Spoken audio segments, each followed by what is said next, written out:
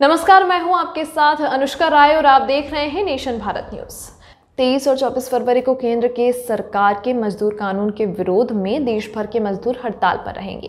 वहीं आज मजदूर संगठन इंटक के द्वारा आईएमए हॉल में कन्वेंशन किया गया है, जिसमें केंद्र सरकार की मजदूर नीति पर जमकर हमला बोला गया। वहीं मजदूर नेता चंद्र प्रकाश सिंह ने कहा कि 23 और 24 को देश भर के मजदूर सरकार के मजदूर नीति के विरोध करेंगे।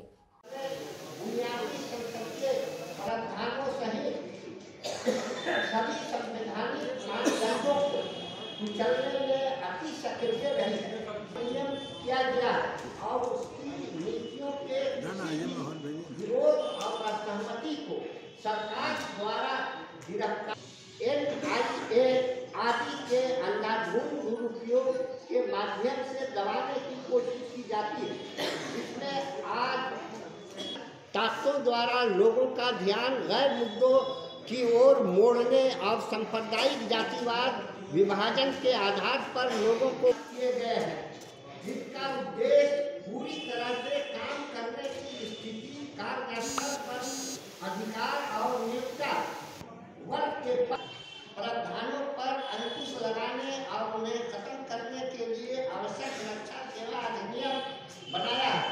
यह अधिनियम सरकार को अपने कॉर्पोरेट आशाओं के लिए व्यापार करने में आसानी सुनिश्चित करने की कामकाजी लोगों को करीब कोड के नियम जो कई मामलों में श्रम अधिकारों पर अंकुश लगाने की में संहिता के प्रावधानों से भी आगे निकल गए हैं।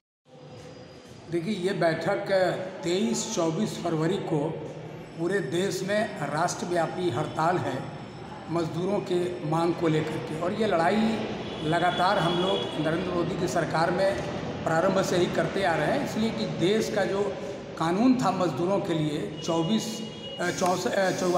श्रम कानून, उसको उन्होंने बिल्कुल निरस्त कर दिया, ख़त्म कर दिया, और 4 लेबर कोड में जो परिवर्तित किया है वो मज़दूरों के हित में नहीं है, वो कॉरपोरेट जगत के हित में है, वो मालिकों के हित में है, और ये चाहते हैं कि जो मज़दूर आंदोलन है देश का उसको ख़त्म करना चाहते हैं।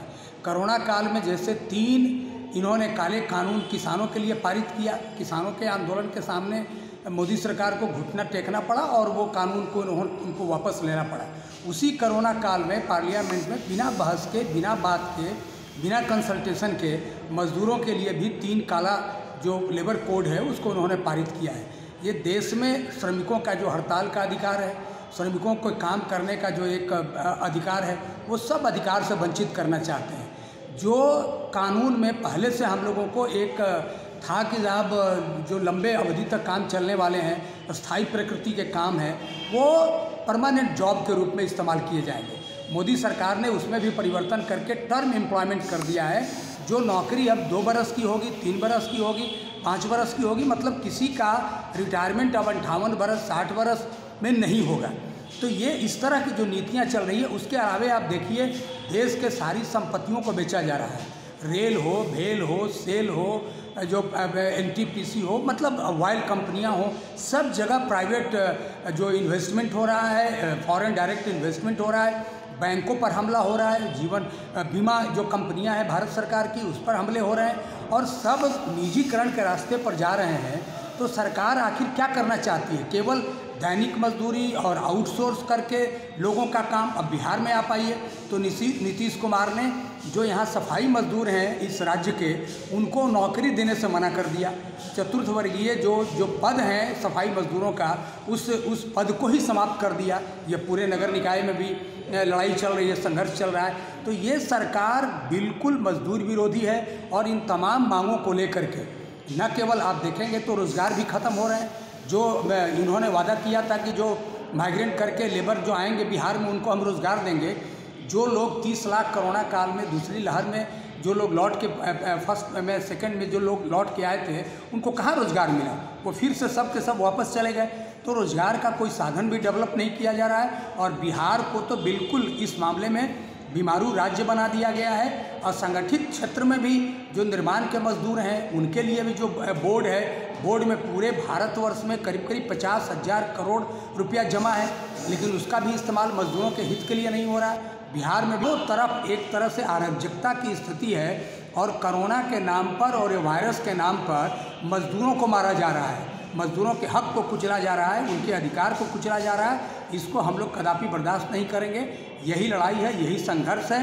मजदूरों के हितों पर कुठाराघात जो हो रहा है उसके खिलाफ ये लड़ाई है। और 23-24 फरवरी को हम लोग पूरे भारतवर्ष में राष्ट्रव्यापी हड़ताल करके अपनी ताकत दिखाएंगे और ये लड़ाई तब तक जारी रखेंगे जब तक मजदूर विरोधी कानून को ये सरकार वापस नहीं लेती। तमाम महत्वपूर्ण खबरों के लिए बने रहिए नेशन भारत के साथ।